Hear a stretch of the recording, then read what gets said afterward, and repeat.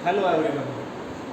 आज मैं आपके लिए लेके आया हूँ practice paper for mid term exam class 12 का मैथमेटिक्स का प्रैक्टिस पेपर। इस पेपर में आपके पास 5 सेक्शन होंगे, ए बी सी डी और ई। सेक्शन ए में 18 क्वेश्चन होंगे, मल्टीपल चॉइस क्वेश्चन, और 2 असम्पशन और रीजनिंग बेस्ड क्वेश्चन होंगे 1 नंबर के। सेक्शन बी में 5 क्वेश्चन होंगे हमारे शॉर्ट टाइप जो 2 नंबर के होंगे। सेक्शन सी में 6 क्वेश्चन होंगे जो 3 मार्क्स के होंगे। सेक्शन डी में हमारे पास 4 क्वेश्चन होंगे जो 5 नंबर के होंगे। और सेक्शन ई में हमारे पास 3 केस स्टडी क्वेश्चन होंगे। तो हम सबसे पहले सोल्व करने जा रहे हैं section A. Multiple choice question है हमारे पास। तो मल्टीपल चॉइस क्वेश्चन में सबसे पहला क्वेश्चन है, what type of relation in R. What type of relation is R 1 3 4 2 2 4 2 3 3 1 on the set ए 1 2 3 4। तो क्या ये रिफ्लेक्सिव है, ट्रांजिटिव है, सिमेट्रिक है या नॉट सिमेट्रिक है। तो हम देखते हैं रिफ्लेक्सिव के लिए क्या होना चाहिए, 1 1 होना चाहिए, 2 2 होना चाहिए, जो कि है ही नहीं इसके अंदर, तो ये रिफ्लेक्सिव नहीं है। दूसरा सिमेट्रिक के लिए देखते हैं, अगर 1 3 है तो 3 1 होना चाहिए, बिल्कुल सही है। 4 2 है तो 2 4 होना चाहिए, बिल्कुल ठीक है। यानी कि 2 3 है तो 2 3 का हमारे पास 3 2 होना चाहिए, जो कि इसके अंदर नहीं है। तो ये क्या है, not symmetric is the right answer. तो ये जो रिलेशन है ये नॉट सिमेट्रिक है, D is the right answer. अगला क्वेश्चन देखते हैं। लेट ए के अंदर है 1 2 3 4 से लेके n नेचुरल नंबर है, और बी के अंदर 2 नंबर है हमारे पास A B. Then the number of surjection from A into B. A into B के अंदर हमारे पास कितने नंबर ऑफ सर्जेक्शन होंगे। तो इसके लिए देखिए, अगर ये n है और ये सिर्फ 2 ही एलिमेंट है तो 2⁻n-2। ये इंपॉर्टेंट क्वेश्चन है। अगर हमारे पास यहाँ पे n नंबर्स हैं और यहाँ पर जो है सिर्फ 2 ही है, तो इसके लिए क्या फार्मूला है, 2 raise to power n - 2 is the right answer. अगला क्वेश्चन लेके चलते हैं।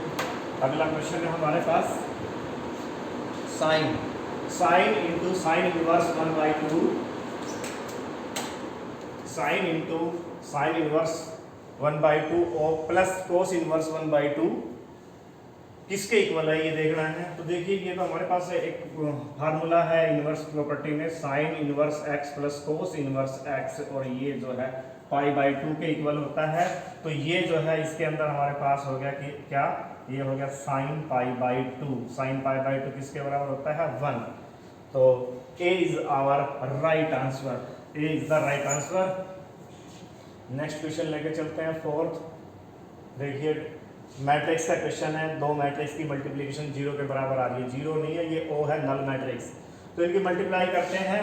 देखिए, रो की मल्टीप्लाई फर्स्ट कॉलम से करेंगे, यानी x इंटू में 1 क्या हो जाएगा, x 1 इंटू में -2, तो ये माइनस का 2 हो जाएगा। ये पहला एलिमेंट हो गया। जब इसकी 0 से करेंगे तो यहाँ 0, और इसकी 0 से करेंगे तो प्लस का 0 is equal to null matrix, यानी कि 0 0 आना चाहिए ये। तो देखिए, ये तो हमारे पास 0 है, बिल्कुल ठीक है। जब इसको इसके बराबर करेंगे तो x की वैल्यू क्या आएगी, x - 2 को 0 के बराबर पुट करेंगे तो x की वैल्यू 2 आएगी। तो D is our right answer. Next question चलते हैं, फिफ्थ क्वेश्चन है हमारे पास। देखिए, डिटर्मिनेंट्स का क्वेश्चन है। a इज इक्वल टू, यानी कि 3/3 का डिटर्मिनेंट्स है। तो ये किसके इक्वल है ये देखना है हमें। तो इसमें डिटर्मिनेंट्स की प्रॉपर्टी यूज करेंगे। तो डिटर्मिनेंट्स की प्रॉपर्टी में सबसे पहले हम यहाँ देखते हैं कि अगर देखिए इसके अंदर अगर a मल्टीप्लाई कर दिया जाए, तो इसमें b मल्टीप्लाई कर दिया जाए, तो इसमें c, तो ये ABC हो जाता है। तो यहाँ पर मैं पहले से ही ABC अपॉन ABC कर देता हूँ, यानी 1 है यहाँ पे। अब a मल्टीप्लाई मैंने कर दिया, a मल्टीप्लाई इसमें अगर मैं इस पूरी रो फर्स्ट रो के अंदर कर देता हूँ, तो ये हो जाता है हमारे पास ABC, ये a और ये हो जाएगा 1। इसको अगर b से मल्टीप्लाई करता हूँ तो यहाँ पर मैंने ABC अंदर मल्टीप्लाई कर दिया, ABC यहाँ पर उनमें बच गया, ये ABC अंदर मल्टीप्लाई हो गया, a इसमें मल्टीप्लाई कर दिया, b इसमें मल्टीप्लाई कर देते हैं, तो ये हो जाएगा ABC, यहाँ b और यहाँ 1। और इसमें भी अगर c मल्टीप्लाई कर देता हूँ तो ये हो जाता है ABC C और ये हो गया 1। अब यहाँ पर हम देखते हैं कि ये ए बी सी आ गया, तो ए बी सी वापस कॉमन ले लेते हैं। किसी भी एक रो में से आप एक कोई भी एक नंबर आप कॉमन ले सकते हो, तो A B C upon A B C आ गया वापस, क्योंकि इसमें से कॉमन ले लिया, कॉमन आउट। तो ये बच गया 1 1 1 और यहाँ ए बी सी और यहाँ 1 1 1। तो यहाँ पर हम देखते हैं कि हमारे पास दो कॉलम आइडेंटिकल हो गए, सेम हो गए। तो दो जब कॉलम आइडेंटिकल हो जाते हैं तो वो क्या हो जाता है, 0 हो जाता है। तो ये पूरा डिटर्मिनेंट्स की वैल्यू क्या हो गई है, 0 हो गई है। तो 0 इज आवर राइट आंसर। आप इस क्वेश्चन को डायरेक्टली भी सोल्व कर सकते हैं। डायरेक्ट यानी कि आप इसका एक्सपेंडिंग कर दीजिए किसी भी रो या कॉलम के अलोंग, इसको आप एक्सपेंड करेंगे तो भी इसकी राइट वैल्यू क्या आएगी, ये 0 आएगा। नेक्स्ट क्वेश्चन चलते हैं। नेक्स्ट क्वेश्चन है हमारे पास, इफ दो डिटर्मिनेंट्स इक्वल दिए हुए हैं तो x की वैल्यू क्या होगी। तो डिटर्मिनेंट्स है, ध्यान देना ये।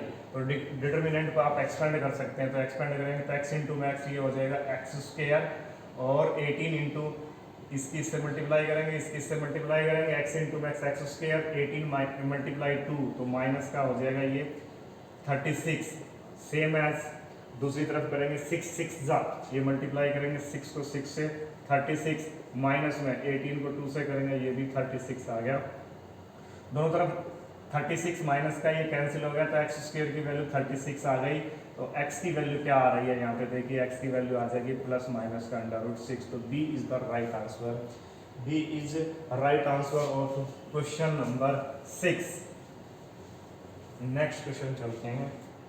नेक्स्ट क्वेश्चन है हमारे पास, if a is an square matrix, ध्यान देना square matrix of 3x3 order such that determinants of a की वैल्यू दी हुई है 5, then the value of adjoint of a। तो जब कोई भी square matrix n by n order का दिया हुआ होता है तो एडजॉइंट ऑफ a का होता है हमारे पास वैल्यू क्या होती है, a के डिटर्मिनेंट्स की पावर n-1। ये फार्मूला होता है। तो इसकी वैल्यू दी हुई है 5, तो 5 वैल्यू दी हुई है, ये पुट कर देंगे डिटर्मिनेंट्स ऑफ a की, और n जो है नंबर ऑफ ऑर्डर जो है यहाँ पे क्या है, इसका वैल्यू है 3 - 2 यानी कि 1। तो ये 2 हो गया, 5 का स्क्वायर यानी कि ये वैल्यू आ गई यहाँ पे 25। तो 25 is the right answer, B इसका आंसर हो गया हमारे पास। अगला क्वेश्चन लेके चलते हैं। यहाँ पे दिया हुआ है f'(x) दिया हुआ है, यानी कि डिटर्मिनेंट डेरिवेटिव दिया हुआ है एक फंक्शन f + 1/x। तो वैल्यू बतानी है f(x) की वैल्यू क्या है। तो f'(x) दिया हुआ है, तो अगर इसका एंटी डेरिवेटिव करेंगे यानी कि इसका अगर इंटीग्रेशन करते हैं, इधर भी इसका इंटीग्रेशन करते हैं, इधर भी इसका इंटीग्रेशन करते हैं, तो हमारे पास f(x) की वैल्यू आ सकती है। क्योंकि अगर एंटी डेरिवेटिव करोगे तो हमारे पास ये f(x) आ जाएगा, विच इज अगर x का इंटीग्रेशन करते हैं, अगर x का इंटीग्रेशन करते हैं तो क्या आएगा हमारे पास, x²/2। Yes, this is x²/2 होगा। 1 + x का क्या होता है, log of x होता है, और प्लस का c। तो देखिए b is the right answer. 8वें क्वेश्चन का आंसर होगा b is the right answer. Next question लेके चलते हैं हम 9th क्वेश्चन। 9th क्वेश्चन हमारे पास देखिए, ये क्वेश्चन अगर देखें तो डिफरेंशियल इक्वेशन का क्वेश्चन है। 9th question, if m and n are respectively order and degree दिए हुए हैं, डिफरेंशियल इक्वेशन के ऑर्डर और डिग्री दिए हुए हैं, तो m + n निकालना है। यहाँ पे m + n निकालना है। तो ddx यानी कि पहले इसका ddx करना होगा, फिर इसका ddx करेंगे तो देखिए 4 पावर है, dy/dx की पावर 4 है, तो 4 पावर आगे आ जाएगी, और dy/dx की पावर 1 कम हो जाएगी, यानी कि 3 बचेगी। इसके बाद dy/dx का भी ddx करना पड़ेगा चेन रूल के तहत, तो इसका जो है d²/dx² इसके साथ मल्टीप्लाई में आ जाएगा इज इक्वल टू 0। तो डिफरेंशियल इक्वेशन जो है ये आई हमारे पास, क्योंकि ddx ऑफ फर्स्ट डेरिवेटिव का डिफरेंशिएशन यहाँ पे दिया हुआ था, तो ddx करना, तो ये इसका ddx आएगा इज इक्वल टू 0। ये डिफरेंशियल इक्वेशन है। अब इसका ऑर्डर देखना है, तो ऑर्डर देखिए यहाँ पे सेकंड ऑर्डर, हाईएस्ट ऑर्डर जो है वो क्या है, 2। तो m की वैल्यू हो गई यहाँ पर 2, और जो dy/dx है उसी की पावर जो है यहाँ पे, इसकी पावर देखेंगे, इसकी पावर 1 है, वो n की वैल्यू होगी वो आपकी डिग्री हो गई, तो m प्लस n यानी कि यहाँ पे हम करते हैं तो 2 प्लस का 1 क्या हो जाएगा 3। 3 is the right answer. m plus n की वैल्यू फाइंड करनी थी, तो 3 is the right answer of question number 9। Differential equation का क्वेश्चन था। नेक्स्ट क्वेश्चन लेके चलते हैं, हमारे पास है 10th क्वेश्चन। देखिए dy dx फाइंड करना है, ये इक्वेशन दी हुई है हमारे पास, तो इसका डिफरेंशियल dy dx निकालना है। dy dx के लिए देखिए यहाँ पे ये थोड़ा सा e की पावर x प्लस का y है, तो e की पावर x प्लस का y ये पैरामीट्रिक फंक्शन है ये, सॉरी, तो e की पावर x प्लस e की power y is equal to e की पावर x प्लस y। तो इसको हम क्या करें, अगर इसको भी अगर e की पावर x प्लस y से डिवाइड कर दें, इसको भी e की पावर x प्लस y से डिवाइड कर दें, तो ये हमारे पास, इसको लेके मैं थोड़ा सा बड़ा करता हूँ,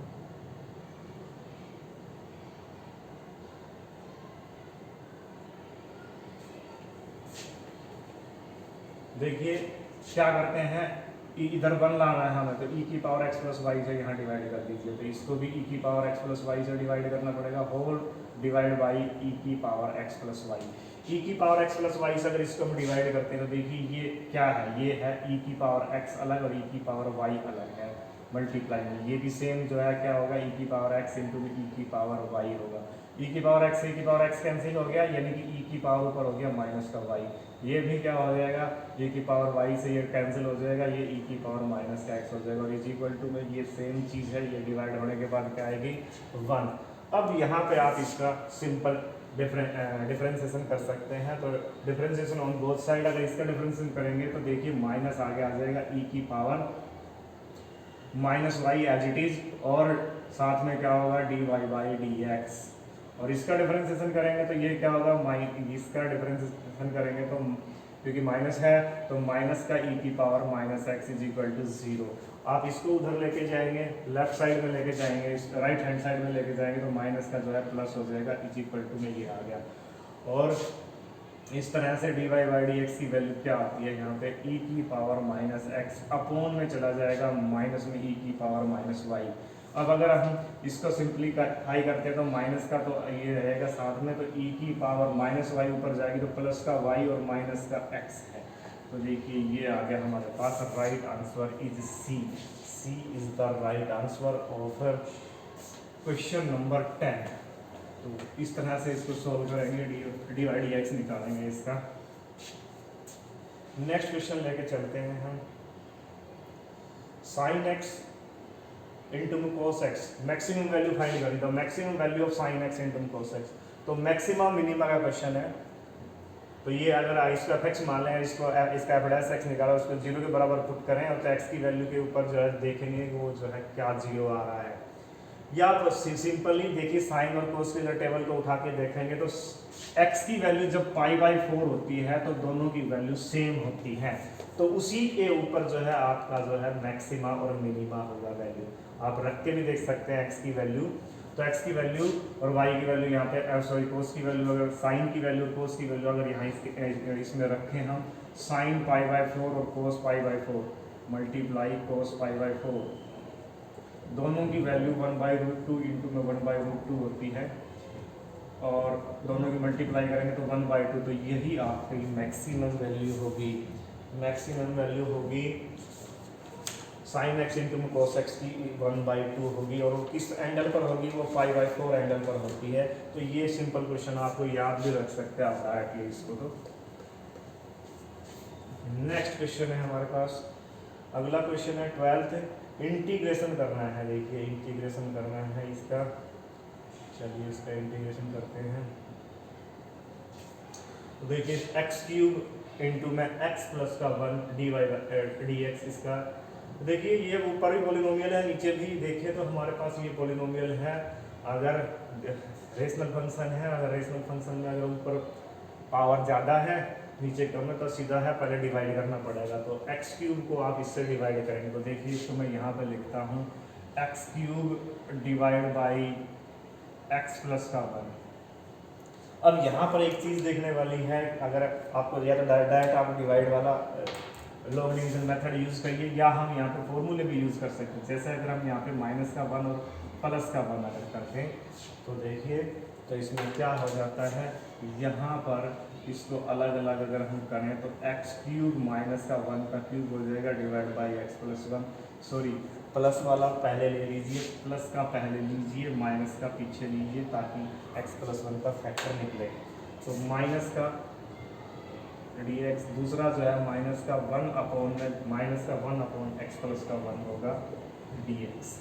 तो यहाँ पर ये डिवाइड करेंगे तो देखिए इसका फार्मूला लगाएंगे तो ए क्यूब माइनस बी क्यूब, तो क्या होता है पहले ए माइनस बी यानी एक्स माइनस 1 ए स्क्वेयर एक्स का स्क्वेयर प्लस में इन दोनों की मल्टीप्लाई जो कि एक्स आएगी प्लस 1 का स्क्वेयर 1, तो ये फैक्टर हो गया इसके नीचे एक्स प्लस का 1 और डी एक्स माइनस का ये एज इट इज हो गया हमारे पास। तो यहाँ पर अगर हम देखें सॉरी ये एक्स प्लस का 1 होगा और ये प्लस का ही था, सॉरी प्लस का ही था, तो यहाँ पे माइनस होगा एक्स क्यूब प्लस ए क्यूब प्लस बी क्यूब, तो ए प्लस बी इंटू में x square minus x plus का 1, ये फैक्टर कैंसिल हो गया। अब ये आपके पास डायरेक्टली ये बच गया है हमारे पास, इसका आप सिंपल से इंटीग्रेशन कर सकते हैं। तो इसका इंटीग्रेशन करेंगे तो देखिए क्या होगा, इसका होगा एक्स क्यूब डिवाइड बाई 3, देखिए एक्स क्यूब डिवाइड बाई 3 इसमें भी है इसमें भी है, इसमें आएगा हमारे पास यानी यहीं पे मैं कर देता हूँ x cube divide by 3 minus का x square divide by 2 plus का एक्स आएगा और वो हो गया माइनस का log ऑफ एक्स प्लस का 1 प्लस का सी, ये राइट आंसर है। तो देखिए ये तीनों प्लस के हैं तो ये यानी कि ये वाला नहीं है यहाँ पे। अब इसमें देखते हैं, यहाँ आ रहा है हमारे पास प्लस का एक्स माइनस का दिस प्लस का दिस और माइनस का log ऑफ एक्स प्लस 1, तो D is our right answer, D is our right answer of question number 12। तो इंटीग्रेशन करना था इस क्वेश्चन में, तो पहले लॉन्ग डिवीजन मेथड से कर सकते हो आप, पहले इसको डिवाइड कर लीजिए और उसके बाद आप इसका इंटीग्रेशन सिंपल से निकाल सकते हैं। नेक्स्ट क्वेश्चन है हमारे पास, देखिए इंटीग्रेशन करना है x square into e raise to power x cube d x. तो देखिए एक्स क्यूब का यहाँ पे अगर पुट करें एक्स क्यूब को टी तो x square d x D T बन सकता है, तो यहाँ पर हम पुट कर देते हैं एक्स क्यूब को पुट कर दीजिए टी, डिफरेंशिएशन करेंगे इसका तो 3x square d x is equal to हो गया डी टी, यानी कि एक्स स्क्वायर डी एक्स हो गया हमारे पास डी टी बाई 3। तो यहाँ पर अगर वापस पुट करें तो ये हो गया हमारे पास t into D T by 3 यानी t बाई 3 हो गया, यानी 1/3 आगे आ गया, t का क्या हो जाएगा t square by 2 plus c, और वापस पुट करेंगे तो ये हो गया 1/6, सॉरी ये e की पावर t था, दिस वन इज e की पावर t और डी टी बाई 3, e की पावर t हो जाएगा ये और D T by 3, this one is 1/3 और e की पावर t का आप इंटीग्रेशन करेंगे तो सेम वही आता है, तो 1/3 e की पावर t प्लस का c हो जाएगा, वापस पुट करेंगे तो 1/3 e की power x cube plus c, तो right answer is A is the right answer, A इसका राइट आंसर होगा, A is the right answer. Next question लेके चलते हैं, हमारे पास है अगला क्वेश्चन, टेंजेंट की लिमिट दी हुई है 0 to π/4, हमें इसका क्या निकालना है, इंटीग्रेशन करना है। तो टेंजेंट एक्स का इंटीग्रेशन क्या होता है ये आपको पता होना चाहिए। टेंजेंट का डायरेक्ट इंटीग्रेशन होता है, अगर हम देखें तो इसका डायरेक्ट, क्योंकि डायरेक्ट होता है इसका log of secant x, limit दी हुई है 0 to π/4,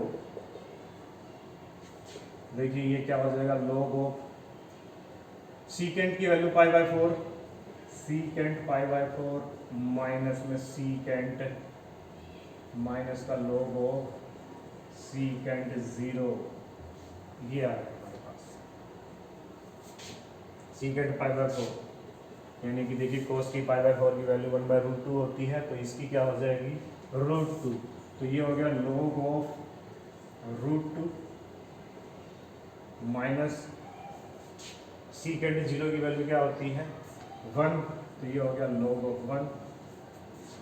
अब log ऑफ 1 की वैल्यू तो 0 होती है, और यहाँ पर log ऑफ 2 की पावर 1/2 हो गया। √2 को लिख सकते हैं 2 की पावर 1/2, 2 की पावर 1/2 माइनस का ये तो 0 हो ही गया आपका, 1/2 आगे आ जाएगा log ऑफ 2। ये राइट आंसर हो गया। तो B is the right answer, B right answer हो जाएगा आपका, B is the right answer of question number 14। Tangent, tangent का इंटीग्रेशन निकालना था, तो टेंजेंट का इंटीग्रेशन दैट फॉर्मूला होता है log of सीकेंड x. Next question लेके चलते हैं अब हमारे पास क्वेश्चन नंबर 15 देखिए, इंटीग्रेशन का क्वेश्चन है। एफ एक्स का इंटीग्रेशन निकालना, लिमिट दी हुई है 1 से 4, लेकिन लिमिट में ये देखिए एक्स की वैल्यू 1 से और 2 के बीच में, तो ये फंक्शन लेना है, और 2 से 4 के बीच में ये फंक्शन लेना है। तो आप इसको कर सकते हैं इस तरह से, देखिए 1 से 2 लिमिट लेनी है, तो हम इसको लिखेंगे इज इक्वल टू 1 से लेके 2 F x D X plus, और 2 से लेके 4 तक limit F x D x, इसकी वैल्यू फाइंड करनी है। तो 1 से लेके 2 फंक्शन हो गया हमारे पास 2x plus 8 D X plus 2 से 4, और इसका हमारे पास दिया हुआ है 6x। देखिए 2 से 4 लिमिट के लिए 6x दिया हुआ है, और 1 से 2 लिमिट के लिए 2x प्लस 8 दिया हुआ है। तो अब इसका इंटीग्रेशन करेंगे, तो देखिए 2x, तो x की पावर 2 डिवाइड बाई 2 हो जाएगा, प्लस 8x, ये लिमिट है 1 से 2 तक, प्लस 6x स्क्वायर, तो इसका हो जाएगा 6x स्क्वायर डिवाइड बाई 2, और लिमिट है 2 से 4। यहाँ पे हमारे पास 2 से 2 कैंसिल हो गया, x स्क्वायर यानी कि 2 की पावर 4 रखो, 2 की पावर 2 रखेंगे तो ये आ गया 4 प्लस 8 टू ज़ा हो गया हमारे पास 16, और 1 रखेंगे तो माइनस का 1 हो जाएगा, माइनस का 8 हो जाएगा। यहाँ पे अगर हम करते हैं तो ये हो गया 3 प्लस 3 इंटू में 4 का स्क्वायर 16, 16 4 ज़ा 48, माइनस 2 की का स्क्वायर हो गया 4, 4 3 ज़ा हो गया 12। यहाँ पे सोल्व करेंगे तो 20 में से 9 माइनस कर देंगे, तो ये हो गया हमारे पास 11 प्लस उधर हो गया 36 इसमें, तो ये आ गया हमारे पास 47 is the right answer. C is 47 is our right answer of question number 12। Question number 12, 47 is the right answer. Next question लेके चलते हैं हम, question number 17। Area of region bounded by the curve y square is equal to 4x plus and yx and the line y is equal to 3 is. तो देखिए optional का question है, यानी कि मल्टीपल चॉइस क्वेश्चन है, आपको graph बनाने की जरूरत नहीं है। यहाँ पे जो लिमिट दी हुई है yx लिमिट दी हुई है, यानी yx बताना है yx, और लाइन है y इज इक्वल टू 3, और ये ग्राफ दिया हुआ है y square is equal to 4x। तो जब लिमिट y की दी हुई है तो हमें कहाँ से कहाँ दिखाना है इसको, देखिए ये इस तरह से तो इसका ग्राफ बनेगा, this y is equal to 3, तो y इज इक्वल टू 3 ये है हमारे पास, ये 1 हो गया, मान लीजिए ये 2 हो गया, एंड ये हो गया 3, यहाँ 0 है, और yx this one is y, ये y है, और y इज इक्वल टू 3, और इसका graph y square is equal to 4x का ग्राफ। तो देखिए y की वैल्यू अगर यहाँ हम पुट करें तो ये ग्राफ इस तरह से बनेगा, y की वैल्यू अगर प्लस का, अगर y की वैल्यू 0 पुट करेंगे तो 0 ही आएगा, यहाँ पे x की वैल्यू भी 0 आएगा। अगर y की वैल्यू हम 2 पुट करें तो ये 4 हो जाएगा, 4/4 एक्स की वैल्यू 1 आ जाएगी।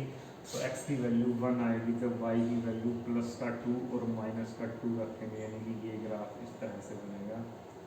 दिस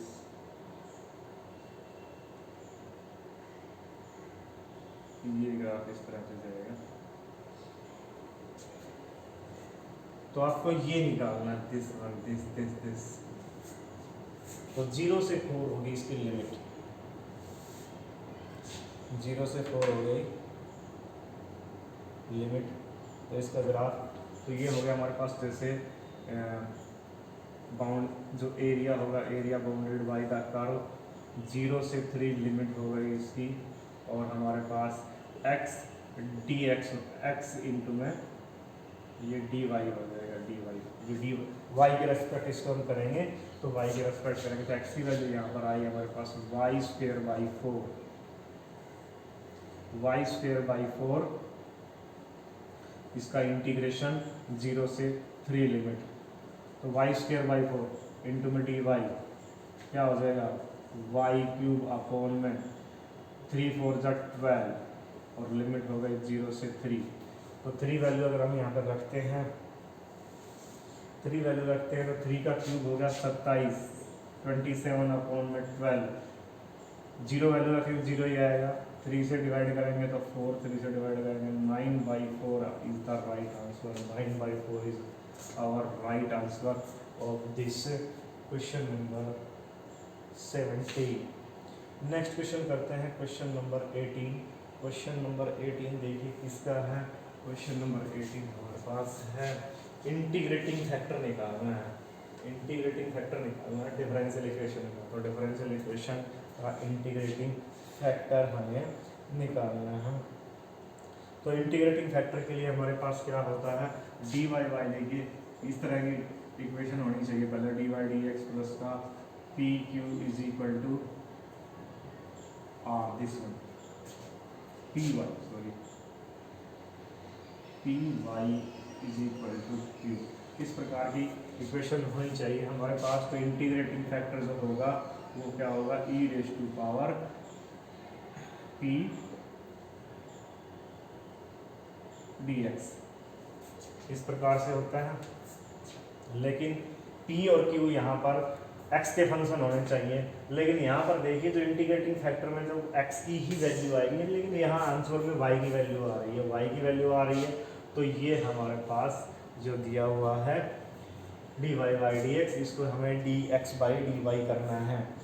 तो यानी कि ये इस क्वेश्चन में अगर हम देखें तो एक छोटी सी गलती दी हुई है, वो गलती ये है कि ये dx बाई dy है, dx बाई dy है।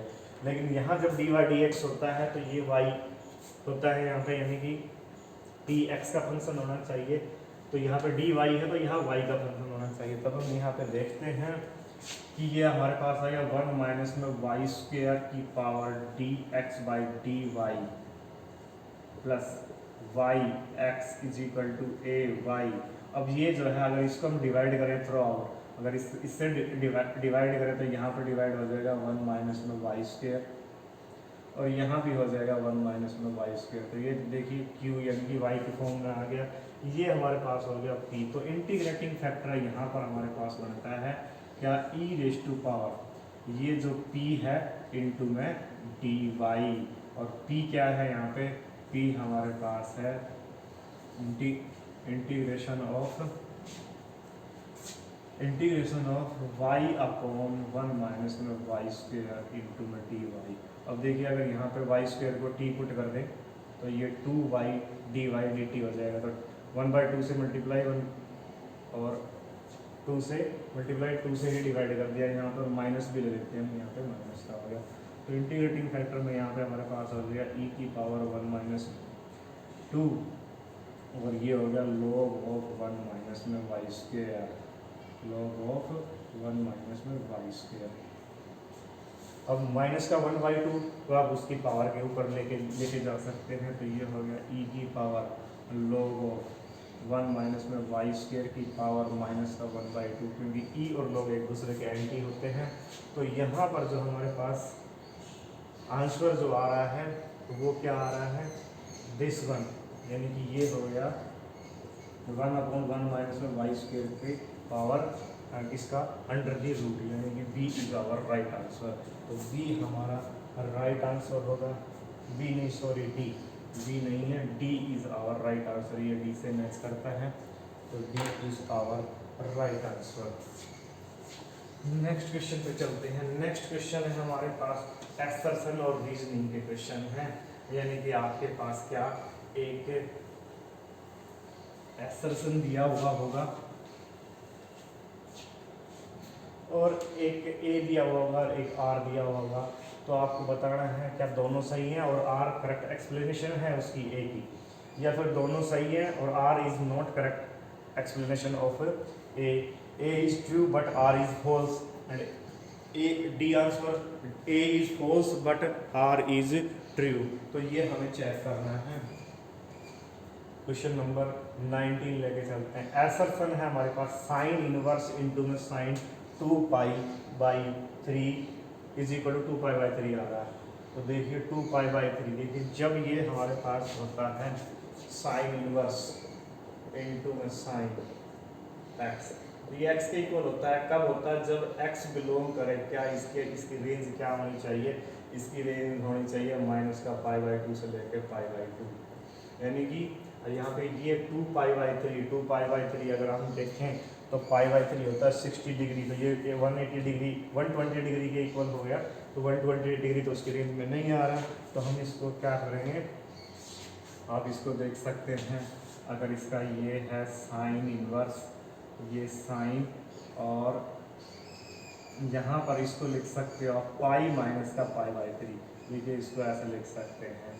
तो यहाँ पर हमारे पास आ जाएगा साइन इनवर्स, साइन पाई में से थीटा माइनस करेंगे तो साइन थीटा ही आता है, तो ये साइन π/3 आ गया, और साइन से साइन इनवर्स ये कैंसिल, तो π/3 आता है जो इससे बिलोंग करता है। तो ये रोंग है, ये रोंग है, पहला ही आपका एसरसन रोंग है। तो एसरसन अगर रोंग है तो देखिए हमारे पास इसका एसरसन जब रोंग होता है, ए इज ट्रू, इन दोनों में ए ट्रू होता है, तो ए इज फॉल्स और आर इज ट्रू, तो ये कंफर्म है कि ये ट्रू और ये होता ही है, यही इसकी एक्सप्लेनेशन होती है। तो लेकिन हमारा क्या होगा, A is false but R is true, तो आर ये ट्रू है, मैंने ऊपर लिख के भी दिखाया, इसका यही रीज़न होता है। तो ये हमारे पास क्या होगा, डी इज राइट आंसर होगा क्वेश्चन नंबर 19 का। नेक्स्ट क्वेश्चन लेके चलते हैं। अगर यहाँ पर ये π/3 ही होता, ये π/3 होता, तो ए आंसर आता आपका। नेक्स्ट क्वेश्चन लेके चलते हैं 20। ए दिया हुआ है, एसरसन है ऑर्डर और degree of differential equation are 2 और 1, तो ऑर्डर दिया हुआ है इसका 2 और डिग्री दी हुई है इसकी 1। तो देखते हैं, देखिए अगर ये दोनों तरफ अंडर रूट लगा हुआ, अगर अंडर रूट इन दोनों का हम कैंसिल कर देते हैं, तो ये d² y dx² is equal to dy/dx plus 3r plus का 5 आता है। तो यहाँ पे क्लियर है कि ऑर्डर 2 है, तो ऑर्डर 2 है, ये सही है आपका। और डिग्री, क्योंकि इसकी पावर जो है वो 1 है, सेकंड ऑर्डर डेरिवेटिव की पावर 1 है, तो इसकी डिग्री 1 है, तो ये बिल्कुल सही है, यानी कि एसरसन आपका सही है। अब हम इसका रीज़न पे चलते हैं। तो रीज़न यहाँ हम देखते हैं, तो ये वो कह रहा है कि the differential equation 1/this is a order of 1, तो इसका ऑर्डर 1 है। तो अगर यहाँ पर हम देखें dy/dx, ये फर्स्ट ऑर्डर है, फर्स्ट ऑर्डर डेरिवेटिव है, तो इसका ऑर्डर 1 है, और इसकी डिग्री भी 3 है। अगर इसका सिंप्लीफिकेशन भी करेंगे तो डिग्री भी 3 है, तो ये भी सही है। तो रीज़न भी सही है और एसरसन भी सही है, लेकिन इसकी करेक्ट एक्सप्लेनेशन ये नहीं है, ये हम नहीं कह सकते। तो इसका जो आंसर होगा, तो इसका आंसर होगा बी आंसर होगा, जिसमें दोनों सही हैं लेकिन करेक्ट एक्सप्लेनेशन ये नहीं है, ये हम कह नहीं सकते इसके बारे में कि ये इसकी करेक्ट एक्सप्लेनेशन है। तो 20th क्वेश्चन का तो हमारा पार्ट 1 हो गया है, पार्ट 1 हो गया है।